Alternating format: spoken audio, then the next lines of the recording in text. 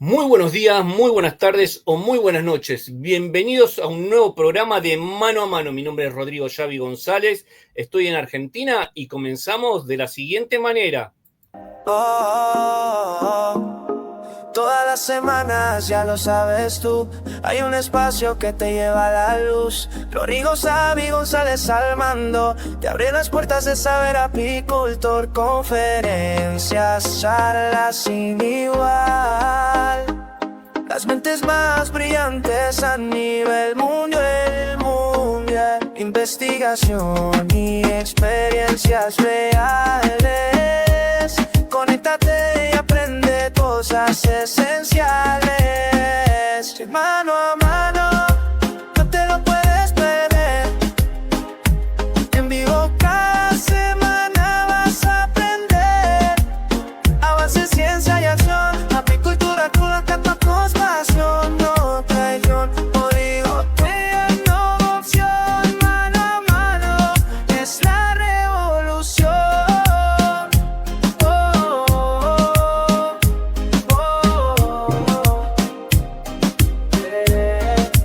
Desde la colmena hasta el laboratorio, estrategias prácticas y todo el repertorio.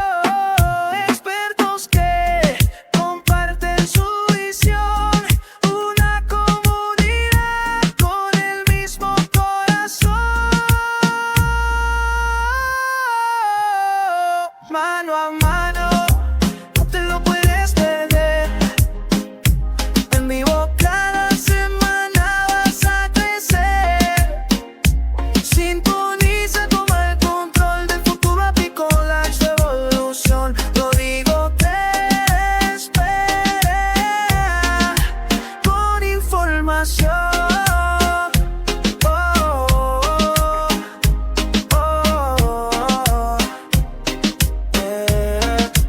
Tu transformación. No, no. Solito no vuelve con tu trastorno. A que esto no puede vivir. Ah,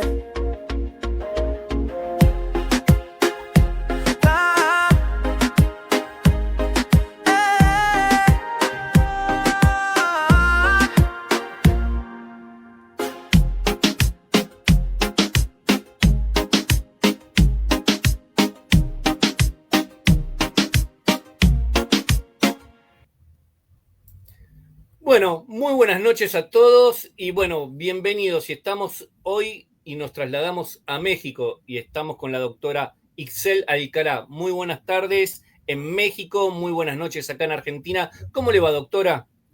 Buenas tardes, por acá todo muy bien. Quiero aprovechar para agradecer la oportunidad de compartir con ustedes algo de mi trabajo. Perfecto. Doctora, para que todo el público del habla hispana, sabemos que México es conocida, ¿por qué no nos cuenta un poquitito, sí, su trayectoria, cómo ingresó en la parte relacionada con la apicultura y los dos temas que vamos a tocar en el día de hoy, por favor? Ok, bueno, yo llevo más de 20 años trabajando con abejas. Afortunadamente, cuando yo soy médico veterinario de profesión, cuando tuve la oportunidad de estudiar la materia durante la carrera, o sea, las abejas fue como lo máximo para mí hasta en ese momento y de hecho hasta ahorita. Eso es lo que me ha permitido a través de tantos años poder desarrollarme únicamente dentro del área apícola. Ahora, en el INIFAP, que es el Instituto Nacional de Investigaciones Forestales, Agrícolas y Pecuarias, acá en México, llevo trabajando un poquito más de 10 años, obviamente también nada más en temas apícolas. Mi principal área de trabajo dentro del instituto son cuestiones de alimentación, de nutrición en las abejas.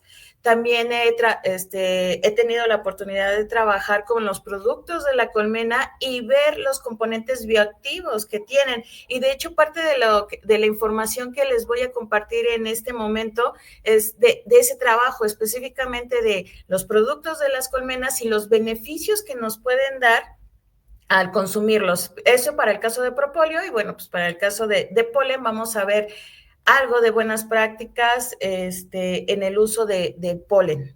Va a estar interesante, creo yo. Entonces, en el instituto, como les mencionaba, la principal área es la de cuestiones de alimentación y nutrición de las abejas, para cuestiones principalmente cuando hay secas, y ver opciones que puedan favorecer a los productores, que no sea nada más depender de una empresa, sino que los productores puedan elaborar su alimento con los ingredientes que tienen a su disposición. Eso sería lo principal dentro de mi trabajo. Perfecto, doctora Guidi, está tocando dos temas muy importantes, más porque la apicultura y la mayoría de los apicultores que se dedican nada más que a la miel, tenemos en este momento a nivel internacional un precio tan bajo, tan bajo, tan bajo, que invitar a profesionales como usted y que nos dé características y determinadas propiedades que uno puede tener y obtener de otros productos de la colmena es fabuloso. Así que bueno, muchísimas gracias. Bienvenida, y ya todo el auditorio para usted con la conferencia. Ok, muchísimas gracias. Nuevamente agradecer la invitación y la oportunidad de compartir con ustedes. Y bueno, empezaré en esta ocasión, voy a dar los dos temas, uno de propóleo y otro de polen. Iniciaré con el de propóleo. Este es un tema que lleva por título lo que sería la actividad antioxidante del propóleo, pero estamos considerando el propóleo cosechado en 3 diferentes épocas del año, porque sabemos que el propóleo, si manejamos de manera adecuada la colmena, lo podemos obtener a lo largo del año, o puede ser en las épocas donde no hay flujo de néctar, y así poder llevar los dos sistemas productivos al mismo tiempo. Pero si han visto un poco sobre trabajos de propóleo, seguramente han visto de que funciona muy bien como antimicrobiano, ayuda a evitar enfermedades bacterianas, antiparasitario, cicatrizante y todo. Y en esta plática yo les voy a comentar un poquito a qué se debe eso. Y bueno, para hacer más fácil, más dinámico la explicación de todo este tema, lo dividí en varios subtemas. Son subtemas cortos, pero es para facilitarme a mí poder compartirles mejor esto. Ahora, este trabajo es algo que ya se ha estado haciendo en el INIFAP, por eso ustedes ven aquí como el objetivo de cuál era hacer estos estudios, cómo los realizamos y a qué conclusiones hemos llegado hasta el momento. Entonces, para empezar a platicarles un poco sobre el propóleo y su actividad antioxidante, primero quiero compartir con ustedes lo que sería el estrés oxidativo. Esto es importante porque en varios trabajos de propóleo que podemos encontrar en congresos o en artículos de divulgación, de difusión o científicos, podemos ver que nos indican, sí, actividad antioxidante del propóleo, y uno dice, bueno, pues sí, qué bueno que sea antioxidante, pero ¿a qué te refieres exactamente con eso? Y pues bueno, para poder ahora sí que quede más claro, vamos a hablar primero de qué es el estrés oxidativo.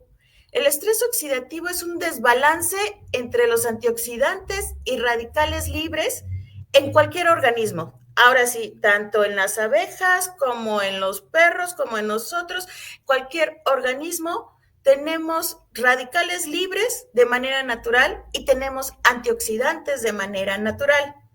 Estos radicales libres, estos componentes normales que se encuentran en los organismos, cumplen ciertas funciones, es normal que estén ahí. Ahora, un radical libre, tal cual, es un átomo que ha perdido el equilibrio. ¿A qué nos referimos con equilibrio?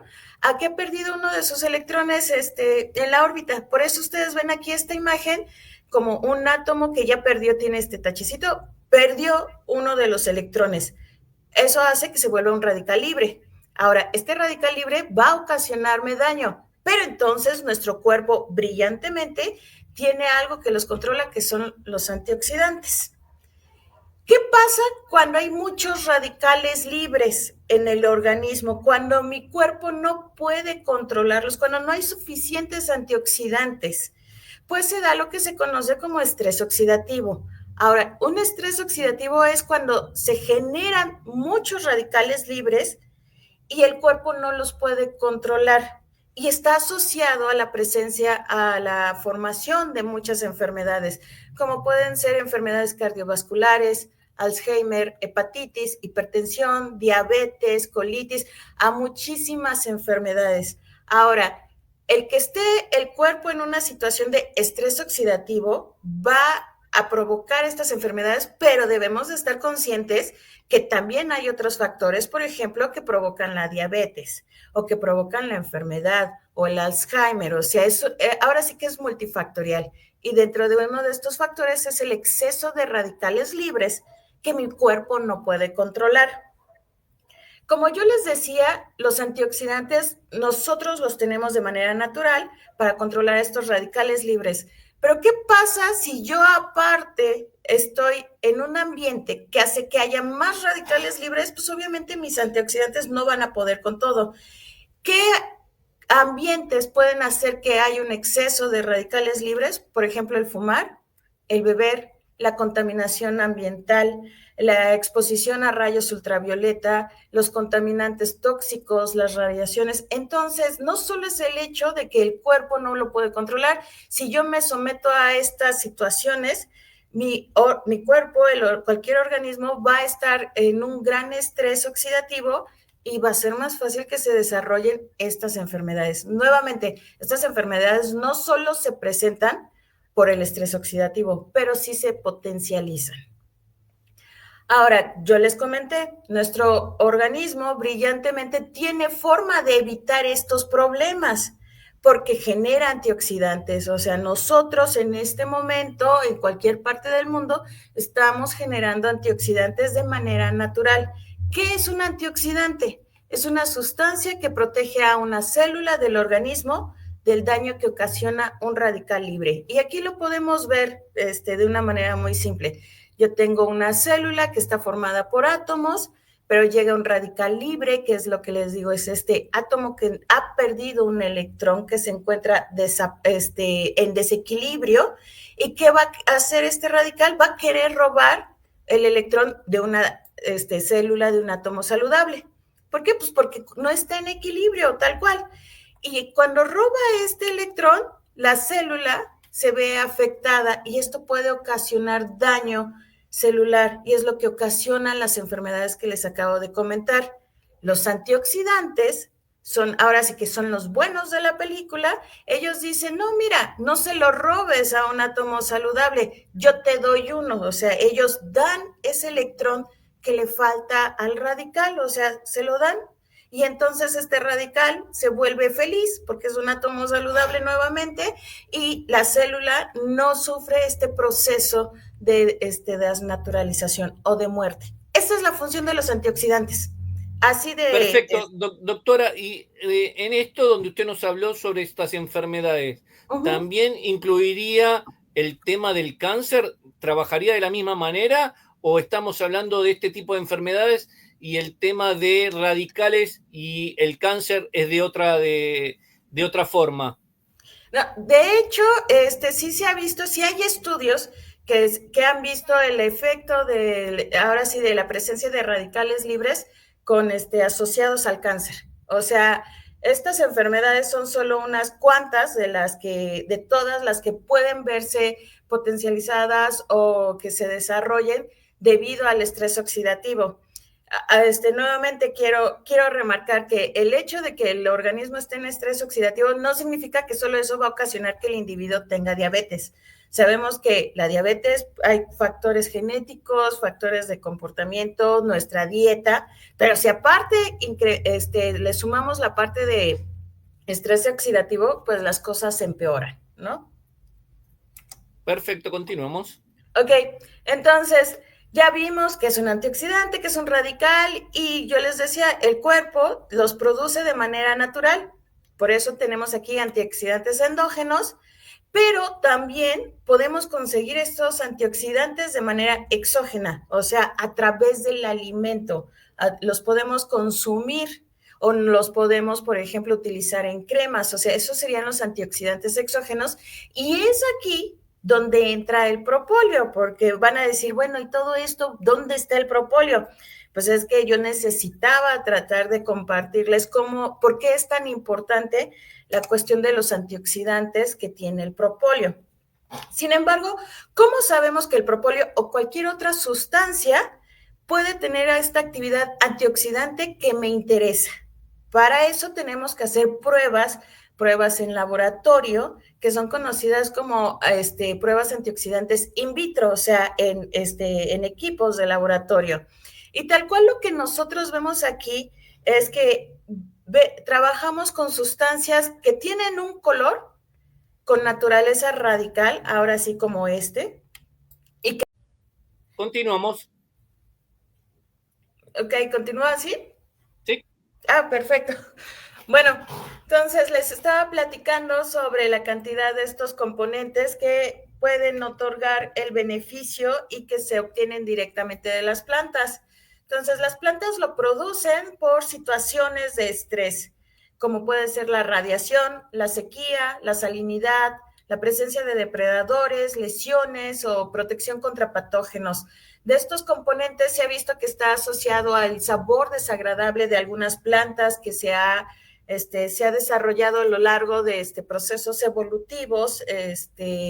También el hecho de que una planta pueda sobrevivir en situaciones de poca agua. Todo esto se hace a través de la elaboración de la presencia de estos polifenoles que la planta desarrolla, genera únicamente en situaciones de estrés. Entonces, esta planta no va a tener el mismo estrés estando aquí en Querétaro que estando en otro estado de la República o en otro país. Es por eso que no podemos asumir que el propóleo se va a comportar de la misma manera de una región a otra o hasta de una cosecha a otra, porque la planta de donde vienen estos polifenoles no va a tener la misma situación, no va a tener el mismo estrés, por lo que no va a generar los mismos polifenoles de una época a otra. Ahora, estos componentes tan importantes, tan responsables de la actividad que nos interesa del propóleo, los obtienen las abejas cuando están pecoreando estas resinas y los polifenoles están ahí de manera indirecta. Y diversos estudios han dicho, mira, dentro de los polifenoles, que es un grupo muy grande de sustancias químicas, los que hemos encontrado en el propóleo, por mencionar algunos, serían los fenoles, flavononas, flavonas, flavonoles, isoflavonoides y un montón de componentes más. Entonces, estos yo les decía, son los responsables de la actividad antioxidante que estuvimos hablando hace un momento, antibacteriana, antiinflamatoria, anticancerígena, efecto cardioprotector. Entonces, todos esos beneficios, todas esas ventajas que nosotros encontramos en el propóleo se debe principalmente a la presencia de estos compuestos. Ahora, yo sé, ustedes saben que yo no puedo aprovechar la resina así directamente, que necesito procesarla, necesito darle un manejo previo para poder obtener los beneficios. Y esto es elaborar un extracto, lo que conocemos como extractos de propóleo. De hecho, cuando se utiliza el propóleo es a través de los extractos, ¿no? Muy pocas veces lo utilizamos de manera directa. Y esto se debe a porque al elaborar el extracto se liberan estos componentes, estos polifenoles que yo les he estado platicando. Es por eso que es necesario utilizar un extracto. Ahora, hay distintos tipos de extracto. Puede ser alcohólico, que es nada más que lleve etanol, puro alcohol. Hidroalcohólico, que son mezclas de agua con etanol. O extractos acuosos, que puede ser únicamente agua, o extractos metanólicos, que está ocupando el metanol. Entonces, hay distintos tipos de extracto. Pero ¿esto qué ocasiona? Que haya una deficiente estandarización en la elaboración de los extractos, porque una persona puede decir, no, yo voy a hacer mi extracto nada más con etanol al 70%, y otro puede decir, no, pues yo prefiero usar agua porque me es más fácil, es más económico, u otros pueden decir, yo solo voy a ocupar alcohol. Entonces, ahora sí hay mucha variabilidad para obtener el extracto, y esta variabilidad hace que la respuesta también cambie de un extracto a otro, que si de por sí ya teníamos variabilidad por las plantas, por la presencia de los polifenoles, pues la elaboración de un extracto es otro componente que me va a dar variabilidad. Esto afectando su composición biológica. Ahora, ¿qué puedo hacer yo como productor para saber qué es lo mejor para hacer mi extracto? Pues para eso existen ciertas normativas. Ahora, de manera internacional, está la Organización Internacional de Normalización. Esta institución internacional puede proveernos unas directrices para elaborar extractos de propóleo, para saber cómo manejar el propóleo. Y estas directrices son ahora sí aceptadas internacionalmente. En muchos lugares hay normas específicas. Por ejemplo, en México tenemos la norma 003, propóleos, producción y especificaciones. Entonces, aquí en México nosotros le hacemos caso a esta norma. Si no tuviéramos esta norma, podemos ocupar las que tiene la ISO o normas de países cercanos, como puede ser Brasil, Argentina, Japón y Rusia. También son países que tienen normas específicas de propóleo. La finalidad de usar las normas es de poder estandarizar estos procesos, de que al momento de hacer un extracto no haya tanta variabilidad y que yo pueda ofrecer un producto de mejor calidad. La recomendación es utilizar las normas propias del país. Si nuestro país no tiene una normatividad específica para el propóleo, podemos utilizar entonces normas internacionales. Y bueno, después de toda esta introducción, ya les voy a platicar específicamente del trabajo que estamos haciendo en el INIFAP, que es donde yo trabajo. Esto fue determinar el rendimiento de extracción en un extracto hidroalcohólico y ver su potencial antioxidante, porque sabemos que el propóleo tiene actividad antioxidante, de propóleos obtenidos en el estado de Querétaro, pero en diferentes épocas del año, porque nuevamente sabemos que las plantas de donde vienen los componentes varían de una época a otra, por lo tanto esperamos que el propóleo también varíe de una época a otra. ¿Cómo hicimos esto? Pues bueno, para llevar a cabo esta idea, para ver qué podíamos encontrar, lo primero que hicimos fue conseguir propóleo de distintos productores. Elegimos el municipio del Marqués, es uno de los municipios que están aquí en Querétaro, y se cosechó propóleo en 3 épocas diferentes del año, en primavera, en verano y en otoño. Esto con la finalidad de ver si se comportaba de manera similar en las mismas pruebas el propóleo a lo largo del año. Se obtuvo de la misma colmena en estas 3 épocas con el método de Cortina, como ustedes pueden ver aquí. El propóleo se colocó en bolsa, se protegió del sol. Seguimos todos los lineamientos que nos establece la norma aquí en México. Doctora, para los que somos de otros países, ¿sí? Ese método Cortina muchas veces es utilizado también en Brasil. ¿Se los puede comunicar? Porque la mayoría de los países utilizan la trampa plástica arriba, digamos, superior, ¿sí? Sí. ¿En qué consiste el método de Cortina, por favor?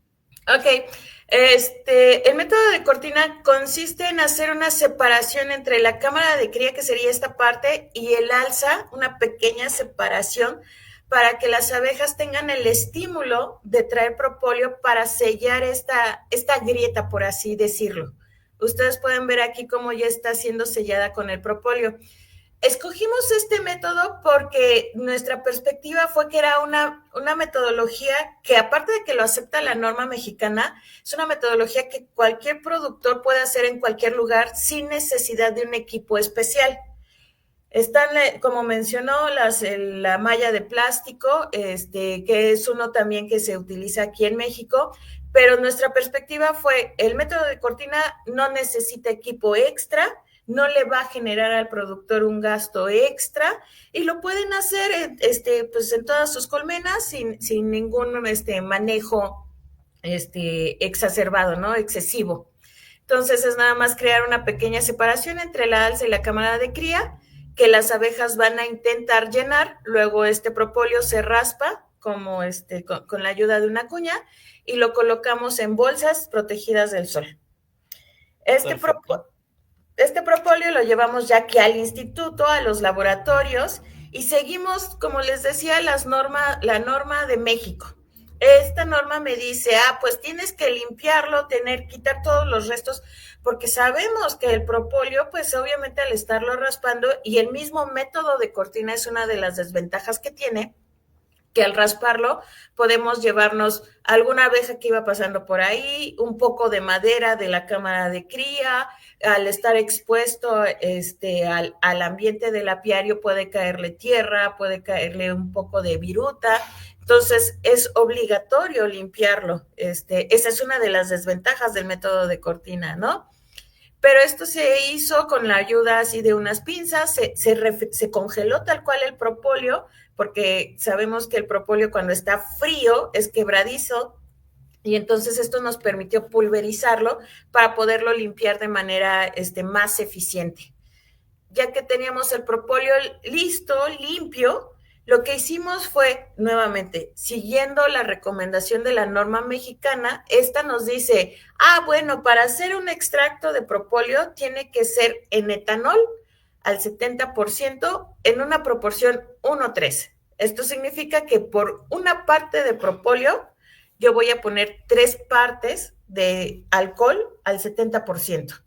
Entonces teníamos nuestra muestra de 3 gramos y a cada muestra le poníamos 9 mililitros de etanol al 70%.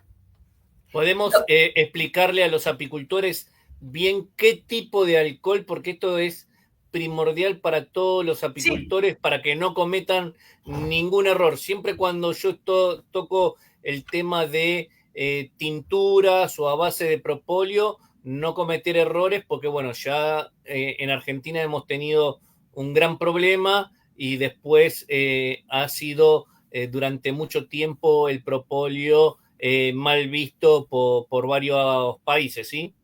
Sí, de hecho, también me ha tocado escuchar personas que dicen, es que yo hago la tintura con mezcal, ¿no? Y dices, el mezcal es para que lo bebas, no para que hagas una tintura, o un extracto para hacer, para comercializarlo, o que ocupan cualquier cosa que tenga alcohol, y eso, como menciona usted, es incorrecto.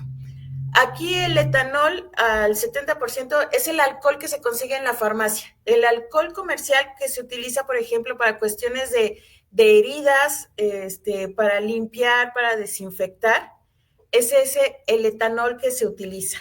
¿A qué me refiero que sea el 70%? Que su concentración tiene que tener 70 partes del etanol puro con 30 partes de agua destilada en este caso, ¿no?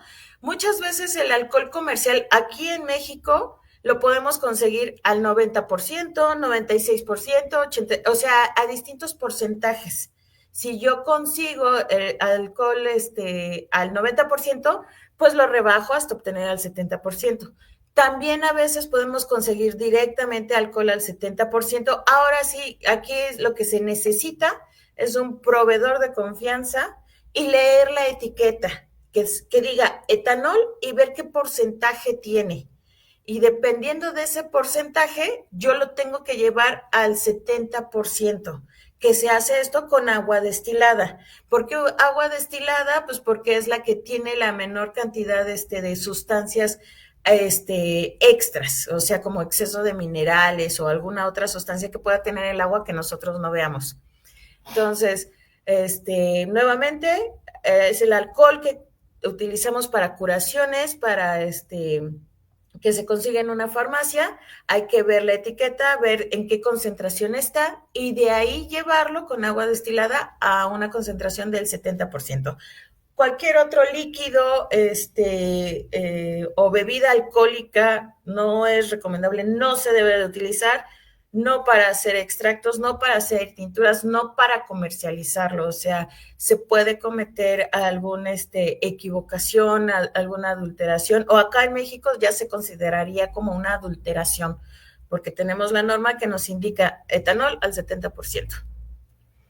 Y bueno, para continuar, ya teníamos nuestra mezcla de propóleo, una parte de propóleo por 3 partes del etanol.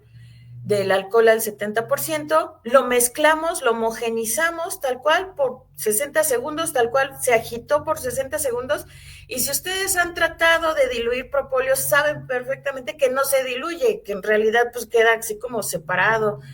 Entonces, para poder obtener los componentes, no solo tuvimos que agitarlos, sino utilizamos un baño ultrasónico, que es este que ustedes ven aquí.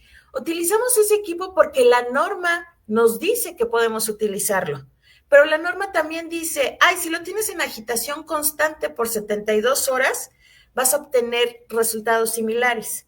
Aquí, como estábamos en un laboratorio que tenía el equipo ultrasónico, dijimos, pues vámonos por ¿no? Pero otra opción, y que de hecho es lo que hemos estado viendo cuando hemos seguido con este trabajo, es que es más fácil conseguir un agitador de manera constante, continua, por 72 horas, que conseguir el baño ultrasónico. Pero bueno, estos resultados se hicieron con este tipo de equipo. Ya que pasó los 20 minutos, que es lo que me indica la norma, lo filtramos, porque esto que ustedes ven aquí, estas manchas cafés oscuro, son estos 3 gramos de propóleo que nosotros metimos al equipo.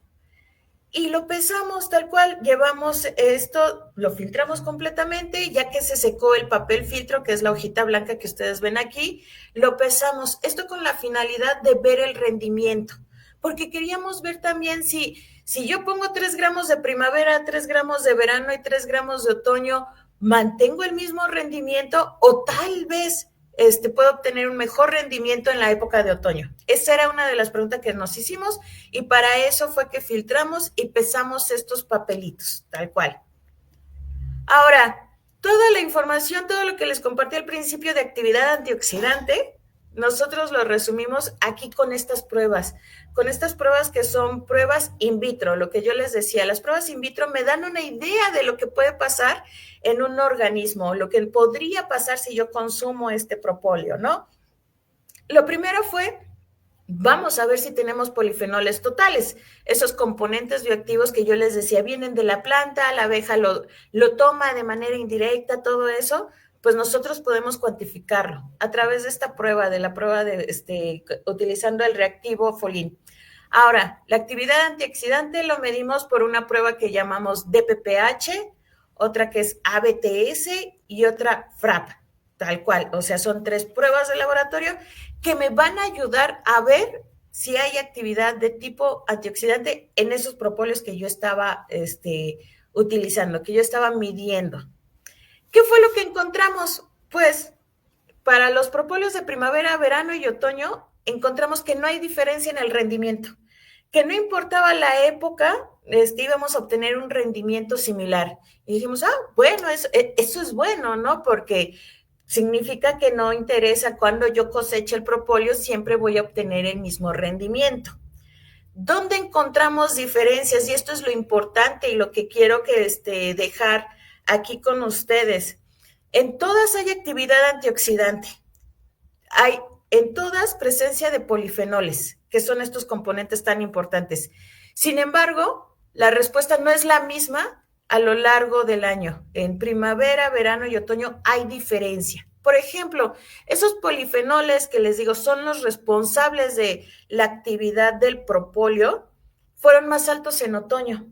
Y si ustedes lo piensan, es como, pues otoño, acabando verano, después de que ya hizo mucho calor, que ya vienen, que ya las hojas empiezan a caer, acá empiezan a salir muchas arañitas, entonces, o sea, el estrés que tienen las plantas es muy distinto al de primavera y verano. Entonces, tal vez eso es lo que está haciendo que haya mayor cantidad de esos polifenoles.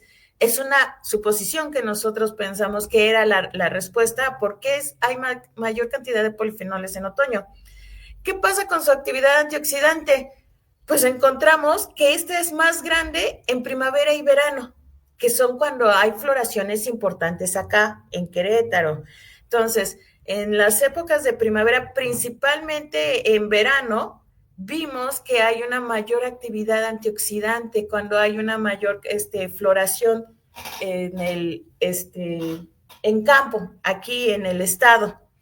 Y dices, bueno, o sea, la floración probablemente está relacionada a la cantidad, a la respuesta antioxidante, con todo y que la floración la consideramos únicamente para cuestiones de producción de miel, estamos viendo que tiene cierta influencia en el propóleo y en su actividad antioxidante. Lo estamos viendo aquí con nuestros resultados. Y esta última prueba, que es la de FRAP, que me indica la potencial reductor, que también es una prueba antioxidante, vimos que la mejor respuesta de esta fue en otoño. Entonces, es algo que dices, pues no tiene como mucha coherencia, porque tú me estás diciendo, las primeras dos pruebas antioxidantes son mejores primavera y verano. Ah, pero la tercera prueba es mejor en otoño. Y dices, entonces, ¿qué hago? Pues utilizar el propóleo todo lo largo del año. O sea, porque ya vimos, sí hay actividad antioxidante en todo el año, pero esta va cambiando. Y si ustedes ven algún trabajo de un congreso y te dicen, hay actividad antioxidante del propóleo, fíjense que tenga muchas pruebas antioxidantes, porque si solo se utiliza esta, dices, pues puede ser muy bueno el de verano, pero nos estamos perdiendo de esta respuesta de otoño. Entonces, por eso lo mejor, la recomendación es hacer la mayor cantidad de pruebas para poder dar una recomendación de mi componente, de mi extracto que estoy obteniendo, que estoy buscando. Doctora, y referente a esto entonces, ¿qué nos conviene? ¿Juntar todo el propóleo de las 3 temporadas o hacer diferenciación y darle valor agregado por las distintas épocas del año? De hecho, o sea, era parte de las preguntas que nos surgieron después de que, y entonces, ¿qué sería lo mejor? Pues lo juntamos todo. De hecho, si la idea de esta pequeña investigación hubiera sido, yo junto todo el propóleo de todo el año, seguramente hubiéramos visto que tiene muy buena respuesta en ABTS, muy buena respuesta en DPPH y muy buena respuesta de FRAP. Decimos, no, pues sí, el propóleo de Querétaro es muy, muy bueno porque tiene una muy buena respuesta en todas las pruebas, pero nos estaríamos perdiendo esta información, ¿no? O sea, esta prueba de FRAP está relacionada a la concentración de minerales en el propóleo. Entonces, esto nos está indicando que el de otoño, por alguna razón, ese propóleo tuvo una mayor concentración de minerales. ¿A qué se debió? Pues no sé, tal vez porque hubo ¿cómo se dice? Podas excesivas y eso hizo que se levantaran los minerales del suelo, o tal vez, ojalá no, hubo pusieron plaguicidas y esos plaguicidas traían minerales y llegaron hasta el propóleo. O sea, hay muchas razones por las que puede tener una mayor concentración de minerales, ¿no? Que puede estar beneficiando esta respuesta. Entonces, si yo le digo ahorita, no, pues mejor júntelo y al final del año usted hace su extracto, pues se perdería un poco el hecho de decir, utiliza el propóleo en las épocas en que no tienes flujo de néctar, ¿no? O sea, porque entonces te estaría diciendo que lo juntes a lo largo del año y no que aproveches esos espacios.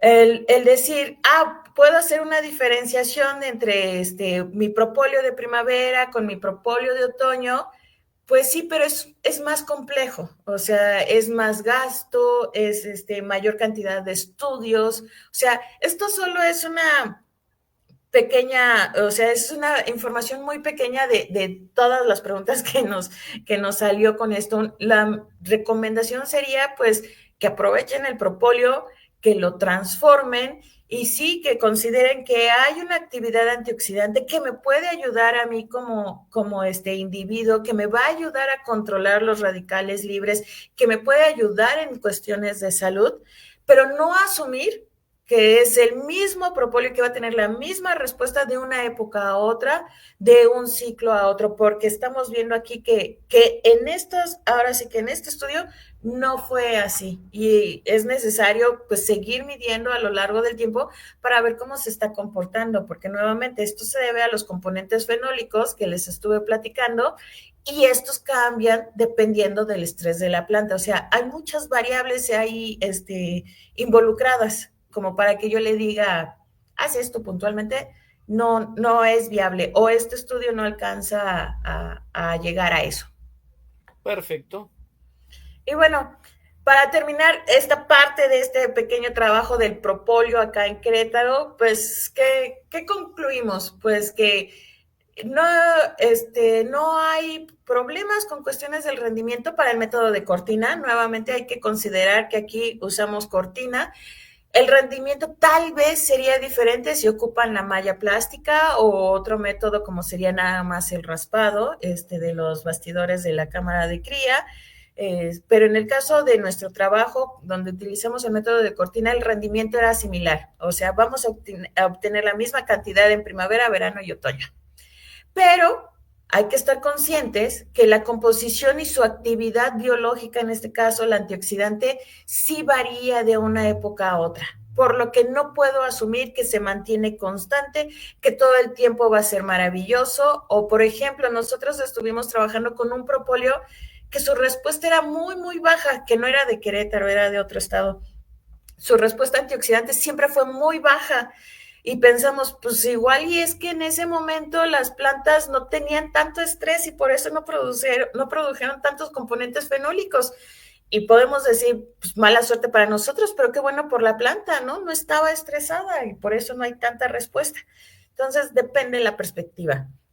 Ahora, ¿qué se tiene que hacer? Tener un mayor control, como usted mencionó, estar seguros de que es alcohol, que es etanol al 70%, no utilizar otro tipo de sustancias, ocupar las normas de nuestro país, del país de origen, o si no las normativas internacionales, las normativas aprobadas, y al momento de hacer los extractos, estar conscientes de que nos van a dar un beneficio, pero obviamente no van a curar, por ejemplo, todas las enfermedades que yo les mencionaba asociadas al estrés oxidativo. O sea, nos pueden dar un beneficio, pero no es una panacea, o sea, no es una medicina que cura todo. Nos ayuda. Nosotros tenemos que poner de nuestra parte y aprovechar lo que nos están dando las abejas y los beneficios que podemos obtener, pero estar conscientes de que nosotros tenemos que meter mucho la mano para que este beneficio sea mayor. Y pues, con respecto a la plática de propóleo, eso sería todo lo que yo les traía, lo que se ha trabajado al momento. Aquí, por ejemplo, ustedes pueden ver la página del INIFAP, que es el lugar donde yo trabajo. Esa página, si ustedes entran, van a encontrar mucha información, no solo de abejas, sino de otras especies, de cuestiones agrícolas, forestales y pecuarias. Entonces, si tienen interés en esas áreas, aquí en esta página hay información de libre acceso, de descarga gratuita que pueden aprovechar.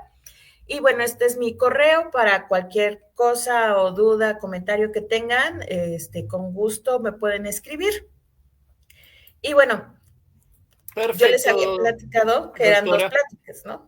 Y ahora vamos a ir a otra de las partes, que es la parte de polen. Así que mientras usted va cargando la presentación, lo hizo muy rápido, digamos.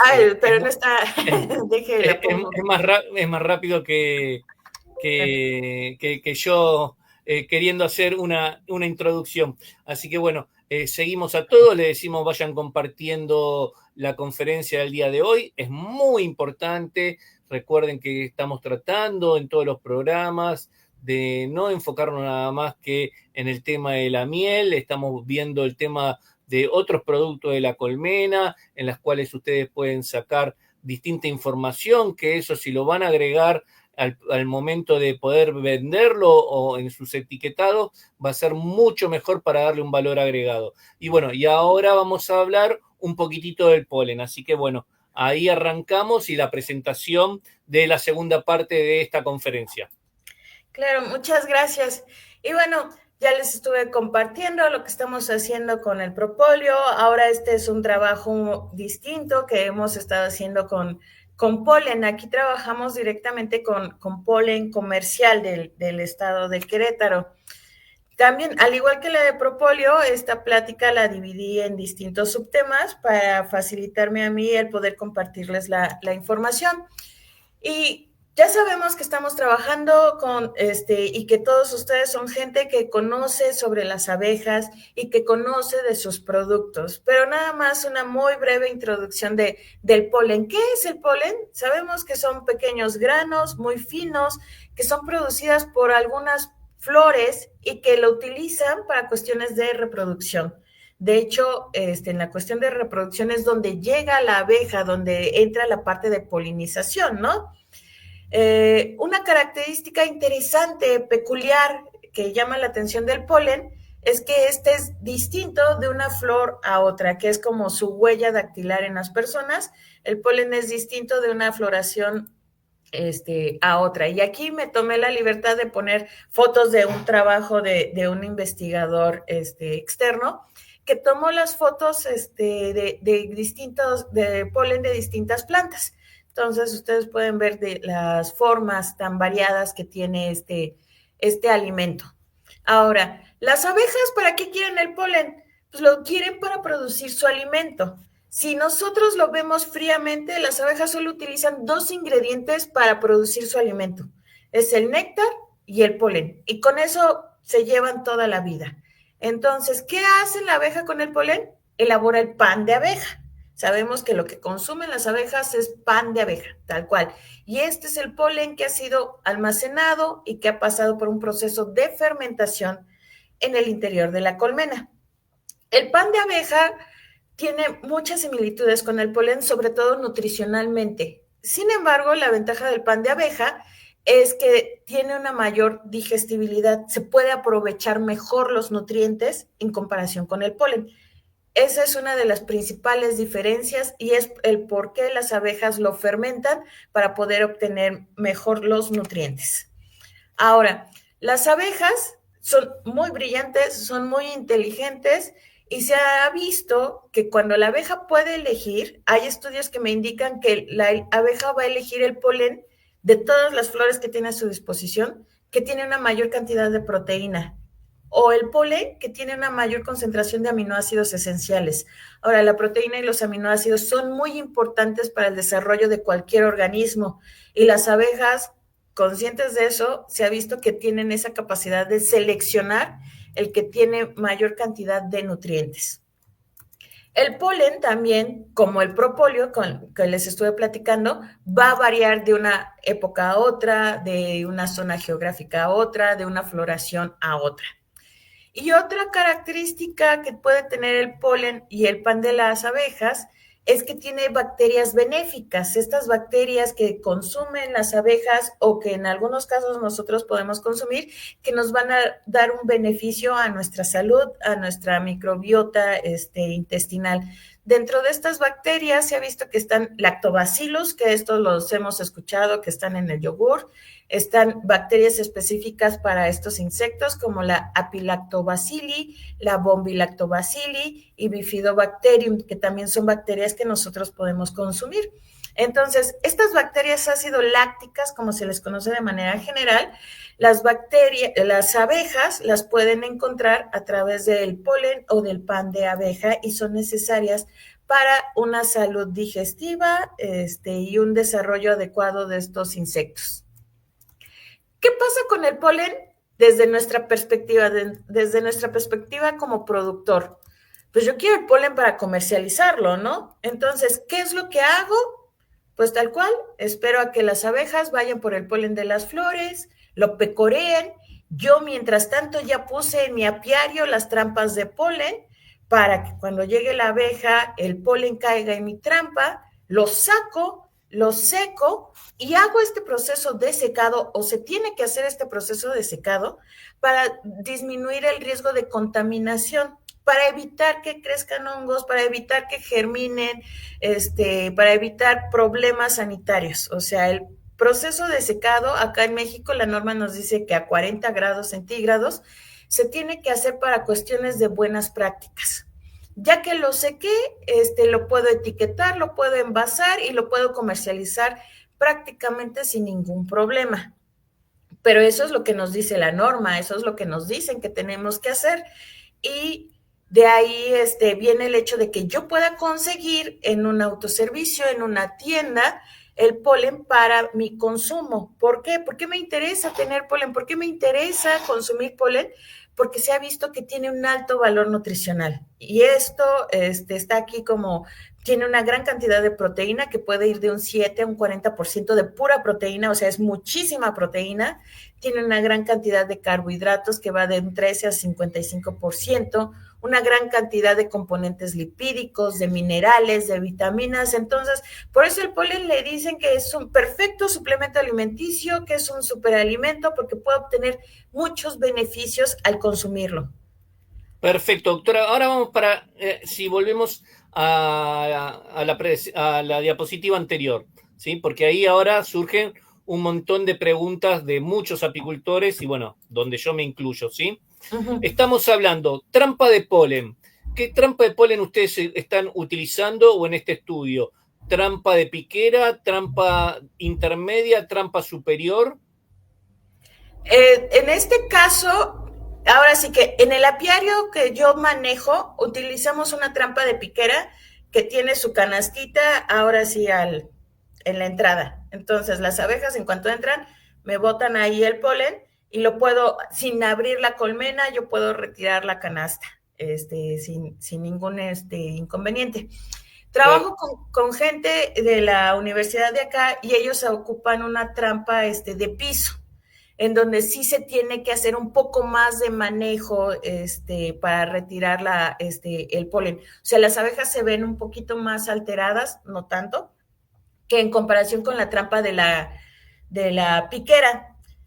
Sin embargo, por desgracia, en el caso de la trampa esta de canastita de la piquera que yo he llegado a utilizar, tengo la mala suerte de que si no me apresuro a recoger el polen, llega un animal en la noche, ¿sabes? Como un tlacuache o algo así, que también dice, pues hay polen y aprovecha. Y como la canastita se puede jalar fácilmente, el animal muy brillantemente la quita y se come el polen. Entonces, esa es una desventaja muy grande que no tienen los otros tipos de trampas, ¿no? Entonces, depende Perfecto. de Vamos siguiendo con otras partes de la pregunta. Por las características climáticas que tienen ustedes, ¿cada cuánto se tendría que retirar el polen de esas trampas? De hecho, acá en Querétaro, perdón, como es semidesierto, yo lo he dejado hasta 5 días. Se recomienda que sea menos tiempo, pues porque tenemos que dejarles polen también para la colmena, ¿no? Pero ahora sí que el mismo clima de aquí, en la época de secas, cuando no está lloviendo, me permite dejar la trampa pues bastante tiempo, siempre y cuando yo tengo que estar muy al pendiente de cómo está el alimento en el interior de la colmena. Le digo, la cantidad de más tiempo que le he dejado son 5 días en campo en esa época. Pero cuando llueve, que ha estado lloviendo demasiado, pues como es una trampa externa, al caer el agua, rebota tierra del suelo y me ensucia el polen. Entonces no la puedo utilizar en esas épocas, ¿no? O que está amaneciendo muy húmedo ahorita con el frío, con mucha neblina, también me apelmaza el polen. Entonces hay que estar muy conscientes de cuándo la estoy poniendo y las condiciones ambientales. Perfecto. Y mi última parte, el tema del secado. ¿Es un secado al sol, secado con máquina? ¿Qué tipo de proceso o cómo utilizan y qué herramientas utilizan para el secado del polen? De hecho, aquí hemos visto que utilizan máquinas de secado especial, algunas solares, en donde está el fondo negro, se introduce el polen. Hay otros productores que me ha tocado ver que ponen el polen en charolas, lo cubren con una gasa y lo ponen muy cerca de una ventana y lo van moviendo a lo largo del día. O sea, aprovechan tal cual, la mayoría aprovecha la luz del sol, la energía solar, para secarlos, sobre todo los pequeños, porque pues los grandes productores pues tienen máquinas específicas que sí me indican, ay, sí, ya llegaste a 40 grados, ahí es suficiente, ¿no? O sea, la mayoría aprovechamos la luz del sol, lo vamos moviendo poco a poco y lo dejamos varios días para que alcance un secado adecuado. Y en la zona estamos hablando de promedio por colmena, ¿qué cantidad de polen es el que pueden llegar a recolectar, sabiendo de que parte se lo dejan después a que, digamos, abierto para que también la colmena le ingrese polen para ellos? De hecho, lo máximo que acá hemos sacado al año son como 5 kilos, así máximo, por colmena. En todo el año, o sea, no por ciclo, sino todo el año. Y es un promedio que hemos calculado, o sea, no está tan mal considerando que son varias colmenas al mismo tiempo, ¿no? Perfecto, continuemos, eran eso las preguntas. Ok. Bueno, aquí ya les estaba platicando de por qué nos interesa el polen. Y bueno, yo les decía, para mí me interesa como suplemento nutricional. Se ha visto que el polen se puede utilizar para alimentar a otros animales, ¿no? O sea, hay trabajos en donde dan polen a pollos, o sea, es un ingrediente en las dietas de pollos, en las dietas de conejos, y ve que se obtiene beneficio, que puede, por ejemplo, hasta dar color al producto final. Sin embargo, otros animales para los que se puede utilizar el polen para elaborar su dieta son los polinizadores comerciales. Y aquí puede ser igual y algo como redundante, ¿no? Porque yo le estoy quitando el polen a las abejas para luego darle el polen porque le estoy utilizando las abejas como polinizador comercial. Pero hay que recordar que las abejas o los abejorros, los bombus, son utilizados muchas veces como un polinizador comercial que me va a dar muchos beneficios en la agricultura. Y tenemos que estar conscientes que aunque las abejas y los bombos estén en un lugar polinizando, significa que van a tener mucho alimento, pero ese alimento, ese polen del cultivo, por ejemplo, de cítricos o que es de jitomates, no va a cubrir todos sus requerimientos nutricionales porque es solo un tipo de alimento. Es como si nosotros nada más comiéramos pan. Podemos ser muy felices comiendo nada más pan, pero el pan no nos va a dar todos los nutrientes que necesitamos. Lo mismo pasa en estos polinizadores comerciales. Entonces, para evitar que mi colonia de abejas que están dedicadas a la polinización se pierda o disminuya su población, para ayudar a mantener los bombos y que se puedan llevar a cabo todo el proceso de polinización que quiero, yo tengo que darles un alimento extra. Y es aquí cuando nosotros hemos visto que se puede utilizar nuevamente el polen para alimentarlos, pero el polen aquí es un ingrediente extra dentro de toda una dieta. Yo al principio les dije, las abejas con polen y néctar se alimentan todo. Cuando yo hago una dieta para polinizadores comerciales, el polen pasa a ser uno de los 5 o de los 10 ingredientes que estoy utilizando para su alimentación. Aquí tenemos algunos ejemplos de que hay recetas que pueden ustedes encontrar para alimentar abejas, que ya han sido probadas, que se ha hecho investigación con este tipo de alimentos. Por ejemplo, este trabajo creo que es de Nicaragua o de Uruguay, si más o menos, no recuerdo bien cuál de esos dos, en donde te dan una dieta, una serie de dietas para las abejas y ellos ponen 10% de polen en cada una de sus tratamientos. En este trabajo también te dicen, ocupamos polen dentro de toda la lista de ingredientes. Aquí también en todos los ingredientes utilizan polen. ¿Y por qué utilizan polen para alimentar a estos polinizadores comerciales? Porque se ha visto que cuando una dieta para este tipo de polinizadores lleva polen, tiene una mejor aceptación. Y es algo lógico, es algo normal, porque el polen es un ingrediente natural para la dieta de las abejas y de los bombos. Entonces, yo les doy algo que ellos ya están acostumbrados a comer, pero lo revuelvo con otros ingredientes para que tengan una nutrición balanceada. Sin embargo, ¿qué pasa si yo no tengo cuidado con este polen? Si no le doy el manejo adecuado y así se lo doy de comer a los polinizadores comerciales. Corro el riesgo de transmitir enfermedades, como podría pasar con cualquier alimento. El polen es maravilloso, tiene una gran cantidad de nutrientes, muchos beneficios, pero también puede ser portador de enfermedades y puede pasar enfermedades de una colonia a otra o de una especie a otra, como puede ser de Apis mellifera a Bombus o hasta en melipónidos. Por eso hay que tener mucho cuidado con qué tipo de ingredientes y la calidad del polen que yo estoy ofreciendo, porque tenemos que recordar, el polen se encuentra en el medio ambiente, en las flores hay en el medio ambiente donde puede caer lluvia ácida, donde puede caer contaminantes, donde puede llegar algunos plaguicidas, entonces ese polen tiene contacto con todo lo que está afuera.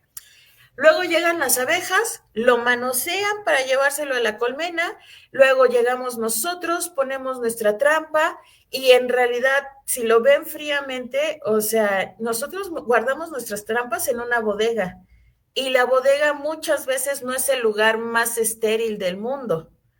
Hay veces que retiramos una trampa, la sacudimos y le damos una limpieza muy general y de ahí la volvemos a poner, pero en realidad no es una limpieza a profundidad de la trampa, o sea, no estamos teniendo el cuidado adecuado con respecto a las trampas.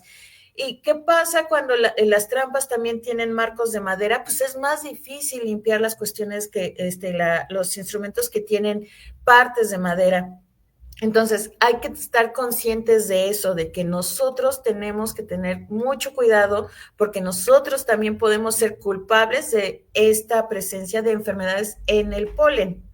Entonces, el polen puede estar contaminado por microorganismos, ya sea que lleguen en el medio ambiente, que los lleven las abejas o que nosotros lo hayamos llevado porque no limpiamos de manera adecuada la trampa. ¿Qué otra cosa pasa? Pues que el polen por naturaleza es higroscópico, o sea que jala agua, que retiene humedad. Por eso les decía yo, en época de lluvia se me hace una masa, no puedo tenerlo con la trampa esta de piquera, porque la canastita está ahí expuesta, porque jala tanto la humedad que se hace una masita. Y eso es natural, eso es normal en el polen. Cuando el polen jala agua, ¿qué dicen las levaduras, los hongos y las bacterias que andan en el medio ambiente? Dicen, de aquí soy feliz, porque estoy en un lugar donde hay una gran cantidad de nutrientes, ya vimos proteínas, vitaminas, minerales, carbohidratos, lípidos, y aparte hay una gran cantidad de agua. Entonces, es un medio adecuado para que las levaduras, los hongos y las bacterias crezcan. Sin embargo, estos microorganismos son tan pequeños que no los vemos a simple vista al principio. Los hongos cuando crecen, nacen, pues son muy visibles, ¿no? Pero no los podemos ver a simple vista. ¿Y qué microorganismos se ha visto que se han identificado tal cual de manera científica en el polen? Presencia de Paneobacillus larvae, que es el agente causal de la loquia americana, que ocasiona un montón de problemas en la apicultura. Presencia de Aspergillus, que es agente causal de la aspergilosis. Ascosfera apis, agente de la causal de la ascosferosis, Bairymorpha, tanto Seranae como apis. Entonces, todos estos microorganismos pueden estar aquí escondidos en el polen y pueden llegar ya sea por contaminación ambiental, porque las abejas lo llevaban o porque yo con mi equipo que no limpié o desinfecté de manera adecuada, contaminé y estaban ahí. Y si llega una abejita, se lo come, o llega un bombus, se lo come, puede ahora sí contraer esta enfermedad. Es por eso que tenemos que ser muy conscientes y tener mucho cuidado de dónde viene el polen con el que yo voy a alimentar a mis polinizadores comerciales, porque todos estos afectan a los polinizadores comerciales. No me afectan a mí, no afectan a los pollos, no afectan a los conejos, que son otros de los consumidores, pero a mis polinizadores comerciales sí. Entonces, esta situación nos llevó a este trabajo, que fue como de que vamos a ver qué microorganismos están en el polen apícola, pero polen apícola comercial de aquí de Querétaro, ¿no? O sea, vamos a ver cómo es el manejo de los productores de Querétaro con respecto al polen que están ellos ya comercializando. Entonces, Para esto obtuvimos 13 muestras, 12 muestras eran de polen comercial, o sea, venía etiquetado en su bolsa, en su frasco, o sea, ya se compró en una tienda de productores de aquí del estado, y para control tuvimos un polen fresco. A esto nos referimos a un polen que cosechamos directamente en el apiario y así nos lo llevamos. Estos comerciales nosotros asumimos que por lo menos llevó el proceso de secado, que es parte de las buenas prácticas de comercialización y de producción del polen. El fresco nosotros sabíamos que no fue secado porque lo recogimos del apiario y ese nos lo llevamos al laboratorio para analizarlo. ¿Y qué hicimos aquí? Pues bueno, tuvimos que preparar, tal cual, diluimos una pequeña parte de este polen en solución salina estéril para asegurarnos de que si había un microorganismo ahí, venía del polen, no del agua, no de otro lugar. O sea, todo lo que hicimos fue aquí con material estéril, el agua estéril, con guantes, en una área limpia, en un laboratorio, todo bajo condiciones lo más estéril que se podía. Y se utilizó un método que conocemos como de microgota. Como ustedes pueden ver aquí en estas cajitas de Petri, tienen esa como gelatina que va a darle a las bacterias que si están presentes, pues los medios para que crezcan, ¿no? Para que se desarrollen sin ningún problema. Ese era el chiste, ¿no? O sea, si el polen estaba contaminado, este medio nutritivo que está en las cajitas iba a permitir ver qué había ahí, qué microorganismos, porque como yo les mencioné hace un momento, estos microorganismos son tan chiquitos que a simple vista no los vemos. Tenemos que darles algo para que crezcan. Entonces eso era este medio de cultivo. Pero pues sabemos que hay muchos microorganismos y que algunos son exigentes, entonces utilizamos distintos medios de cultivo. Uno fue para determinar cuenta total bacteriana, que aquí es que va a crecer todo lo que hay en el polen, ¿no? Un medio específico para hongos y levaduras, porque pues son exigentes. Un medio para bacterias ácido lácticas, que si ustedes recuerdan son las bacterias que yo en un principio les mencioné que eran bacterias benéficas para las abejas y para nosotros. Y un medio para bacterias esporuladas. Ahora, estas esporuladas, aquí entra, por ejemplo, lo que sería Clostridium, esta enfermedad afecta más a las personas que a las abejas, pero dijimos, pues vamos a ver la presencia de esta bacteria, pues porque nadie quiere enfermarse de ninguna, ahora sí que por ninguna bacteria, ¿no? En el caso de las bacterias esporuladas, le tuvimos que dar a la muestra un tratamiento térmico que mate cualquier otro tipo de bacteria y solo me deje las esporuladas. ¿Qué otra bacteria queríamos ver si estaba presente en el polen y que les mencioné que puede transmitirse a través de este alimento? Penebacillus larval, el agente causal de Loquia americana. Ahora, sabemos o hemos escuchado, hemos leído que puede estar la espora años en el equipo, puede estar en la cera, puede estar en la miel, puede estar en el polen, porque la bacteria se queda ahí esporulada, o sea, esa pequeña esporita puede estar ahí esperando a que llegue el momento adecuado para desarrollarse. Entonces, nosotros lo que hicimos fue darle ese medio adecuado para que si estuviera presente, creciera. Y ese medio es una atmósfera de CO2 al 5%. Y para eso tuvimos que meterla en esta cajita, ponerle este sobre que tiene una gran cantidad de CO2 y dejarla ahí por 24 horas para ver si crecía. Se revisaba cada 24 horas, pero la revisión de este medio de cultivo fue hasta por 7 días, porque pues necesita tiempo para crecer, ¿no? ¿Y qué fue lo que encontramos? Estos son de los pocos trabajos en que cuando no encontramos algo nos sentimos felices, ¿no? Porque siempre queremos que haya respuesta, que haya algo, que encontremos algo en el laboratorio, pero aquí como no encontramos casi nada, fuimos muy felices porque significaba que no había bacterias en ese polen comercial que yo les estoy platicando, ¿no? Ustedes pueden ver aquí las 13 muestras, las 7 ustedes la ven en rojo, pero esta es nuestro polen fresco, el que yo les dije, sacamos del apiario y nos secamos. El resto, en teoría, al ser polen comercial, ya había pasado por un proceso de secado. ¿Qué podemos mencionar sobresaliente? Pues que del polen comercial, solo 2 tuvieron presencia de algunas bacterias, aquí lo podemos ver, en cuenta total bacteriana, y que en una nada más hubo presencia de bacterias y de unos poquitos hongos y levaduras. ¿Qué pasa en el polen fresco? En el polen fresco hay bacterias de las normales, hay bacterias lácticas que no hay en ningún polen comercial y hay hongos en mayor cantidad en comparación con las otras. No hubo crecimiento de esporulados, no hubo presencia de Panebacillus larvae, lo que decimos, eso es bueno, porque entonces podemos fomentar el hecho de decir que no hay Panebacillus aquí en Querétaro, ¿no? Que el polen de Querétaro no tiene la presencia de Clostridium, lo que es muy bueno para el consumo de las personas, ¿no? Pero, por ejemplo, este es un medio de cultivo de honguitos y levaduras y pues más o menos así se ve. Ahora, yo les estoy diciendo aquí, pues sí hay algunas bacterias en algunas muestras de polen en donde hubo crecimiento bacteriano. Ahora, ¿era mucho? ¿Era poco? Pues necesitamos un parámetro de comparación, ¿no? Para decir si eran muchas bacterias o eran muchos hongos, ¿no? Entonces utilizamos la norma mexicana del polen, en donde la norma me dice, mira, si tu cuenta total bacteriana es de 10,000 unidades formadoras de colonia, olvídate, ni lo comercialices. ¿Y qué fue lo que encontramos nosotros? 2.7. Dices, pues está muy lejos de estas 10,000 unidades, ¿no? O sea, es casi nada. ¿Qué pasa con los hongos y levaduras? La norma nos dice, si tienes 300 unidades formadoras de colonia, no lo manejes, no lo comercialices. ¿Qué encontramos nosotros? 2.73. Entonces decimos, oye, con todo y que hay presencia de algunos microorganismos hasta en el polen fresco, las cantidades son muy, muy, muy bajas. Algo que tenemos que mencionar es que el polen fresco, el que no fue secado, sí tuvo la mayor cantidad de microorganismos.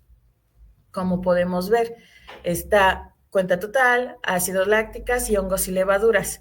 Esto nos da un indicio de la importancia del secado adecuado del polen, porque si yo lo seco de manera correcta, voy a inhibir el crecimiento, voy a matar estos microorganismos y voy a tener un polen de calidad para poder comercializar, para poder recomendar que se consuma, ¿no?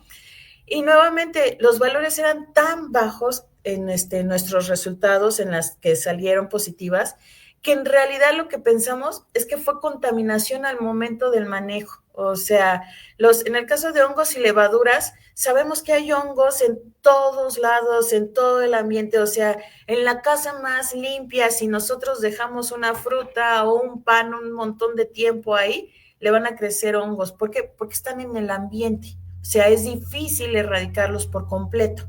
Y es lo que pensamos que pasó en estos, porque la cantidad de microorganismos era tan baja que dijimos, pues seguramente fue una contaminación al momento del manejo y una contaminación mínima, ¿no? Tal cual.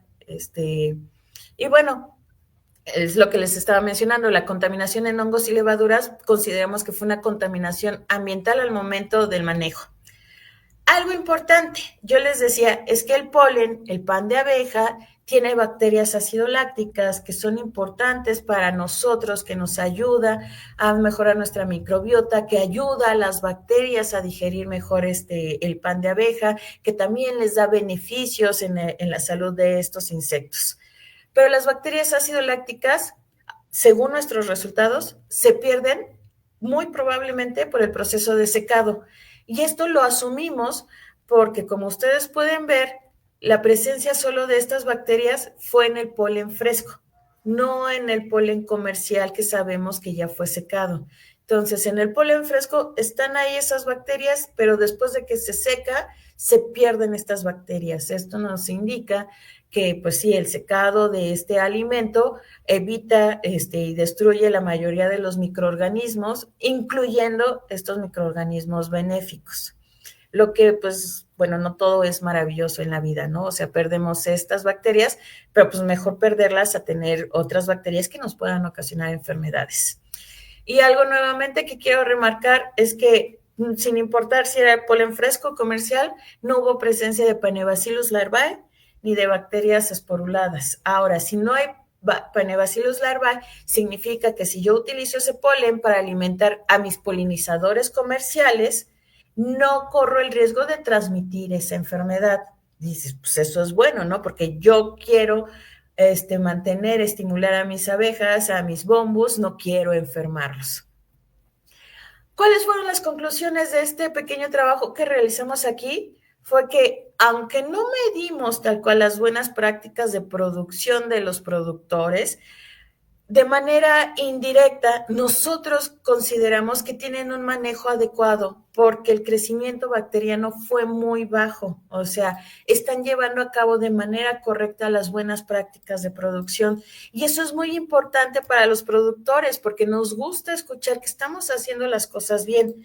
Y en el caso de los productores de Querétaro, cuando nosotros obtuvimos estos resultados y les compartimos de que no hubo contaminación, podemos decir que están haciendo bien el manejo, pues obviamente la gente se pone contenta y les da estímulo para seguir llevando a cabo sus prácticas, llevar a cabo sus sistemas de producción, porque están recibiendo un reconocimiento de que están haciendo bien las cosas. Nuevamente, no se midió de manera directa, sino estamos concluyendo eso de manera indirecta porque no hubo crecimiento de ningún microorganismo. Ahora, otra cosa que queremos remarcar es la importancia del secado del producto. Esto previo al envasado, previo a la comercialización. Vimos que las muestras que tuvieron un proceso de secado previo, o no creció ningún microorganismo, o las únicas dos donde sí creció era la cantidad tan baja que ya se consideró como una contaminación externa, ¿no? O sea, una contaminación al manejo, no dentro del sistema productivo. Entonces, hay que tener mucho cuidado con el secado, hay que hacerlo de manera adecuada, porque también si lo secamos a temperaturas mayores de 40 grados, se pierden algunos componentes nutritivos que tiene el polen o componentes bioactivos que tiene el polen, porque el polen también tiene componentes bioactivos como el propóleo. Entonces, esos 40 grados que me dice la norma que debo de utilizar tienen un porqué, que es el hecho de que no perder nutrientes y no perder componentes bioactivos. Por eso tenemos que seguir la normativa que me dice, no pases de 40 grados, así te tardes más tiempo. Debes de mantener esa temperatura porque así mantiene sus características nutricionales y sus componentes bioactivos. Y si fuese que están al sol, si le da el rayo al sol, ¿también pierde propiedades o lo tienen que, por más que sea secado solar, lo tienen que tapar o ponerle algo para no perder propiedades? ¿O es un mito eso? No, sí se pierde, sí se pueden perder algunas propiedades. Por ejemplo, acá lo que se ha manejado siempre es cubrir el polen con un trapo, una manta, porque de esa forma también evitamos que se contamine, ¿no? Que caiga tierra o que llegue un insecto o algo. Pero sí se ha visto que si yo elevo esa temperatura, sí se pierde. El detalle con un secado solar es que si yo no tengo una manera correcta para controlar la temperatura, en realidad lo estoy haciendo al tanteo, ¿no? Hay secadores solares que sí me pueden indicar la temperatura, pero si yo lo estoy haciendo de la manera artesanal, pues en realidad espero hacerlo de la manera mejor, ahora sí correcta y al tanteo, ¿no? Porque pues para eso se necesita equipo más especial, específico, pero sí se corre ese riesgo, ¿sí? Y bueno, al final yo les estaba platicando, pues que hicimos esto para ver si puedo alimentar a mis polinizadores de importancia económica, pues nuestra conclusión principal es que el polen de Querétaro, de esa cosecha, de ese ciclo en el que lo medimos, se podía utilizar sin ningún problema para elaborar alimento. Y de hecho, para eso lo estamos utilizando. O sea, esto es solo una parte del hecho de un proyecto más grande. Si recuerdan, al principio yo les dije, acá en el instituto, una de las áreas en las que me desenvuelvo es la alimentación y la nutrición de abejas. Como nosotros queremos desarrollar un alimento con algunas leguminosas, fue como de que, bueno, pues tenemos que ocupar polen, ya sea como ingrediente o como control. Primero hay que analizar si el polen es apto para que lo utilicemos en el estudio, porque si no hubiéramos hecho todos estos estudios y más que no les estoy mostrando aquí, yo podría decir, ay, pues las abejas cuando les doy polen se enferman y pienso que es mejor el alimento que estoy haciendo, ¿no? Pero en realidad probablemente era de que pues está contaminado con algún agente, con algún microbio. Por eso hicimos todo esto, ¿no? Para poder seguir ahora sí los siguientes pasos, que era elaborar un alimento a base de leguminosas. Y Sí, por bueno, eso, doctora, a nivel internacional, las buenas prácticas de manejo apícola recomiendan que siempre que uno quiera hacer algún alimento o algo que quiera volver a poner adentro de sus colmenas, sea de su propio apiario, ¿sí? ajá, De sus propias colmenas, y a su vez, si uno tiene varios colmenares, tratar de que sea del mismo apiario para no correr este riesgo, porque después el momento de generar una transmisión es imposible después de parar. exactamente, ¿no? Cuando manejamos el material, como usted menciona, dentro de mi mismo apiario, yo sé qué tan fuerte está esa colmena, y si está fuerte la colmena, sabemos que la probabilidad de que esté completamente sana es muy alta, ¿no? O sea, escogemos las colmenas más fuertes porque esa fortaleza me indica que está sana. Sí, Entonces, o en el peor de los casos, si hay un problema sanitario, nos limitamos nada más a tener que tratar y corregir el problema en un solo apiario y no en digamos, en un apicultor que puede tener 1000 colmenas y distribuidas por distintos lados. exactamente.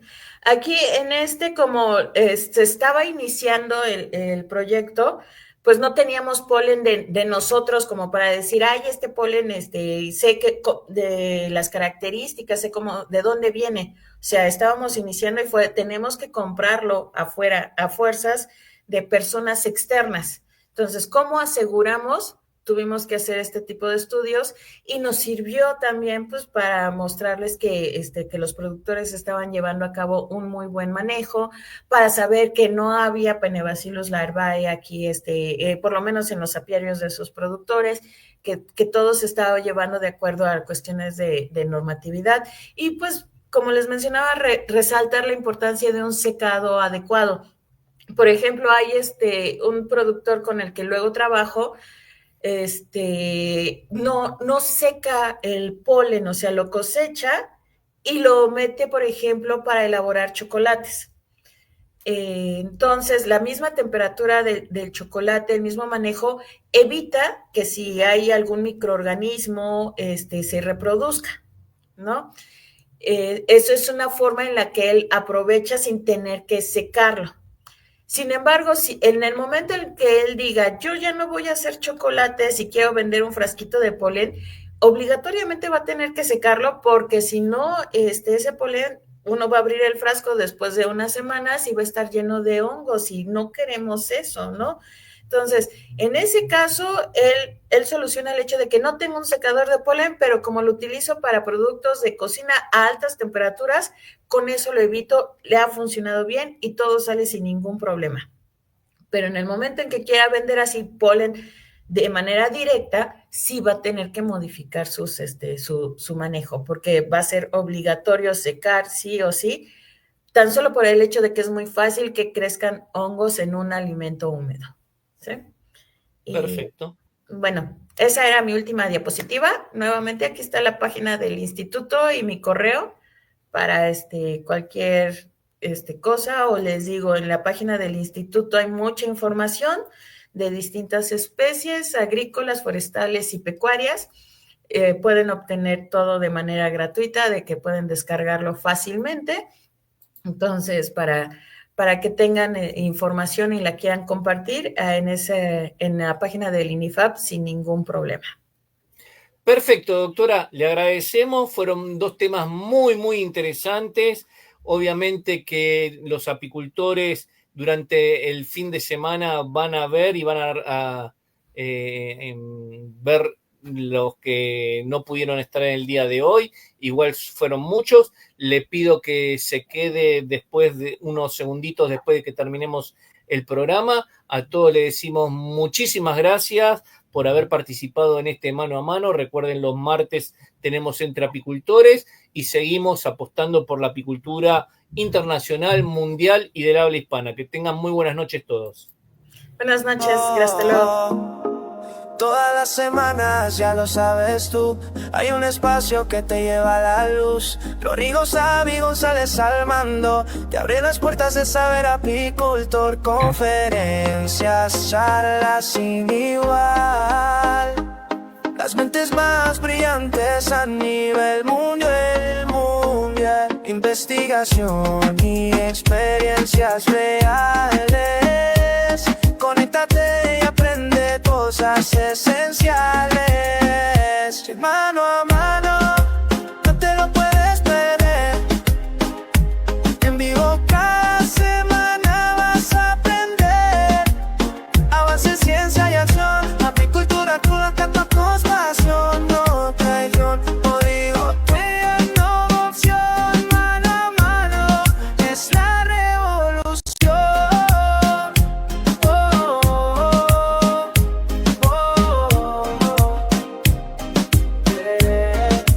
Desde la colmena hasta el laboratorio, estrategias prácticas y todo el repertorio.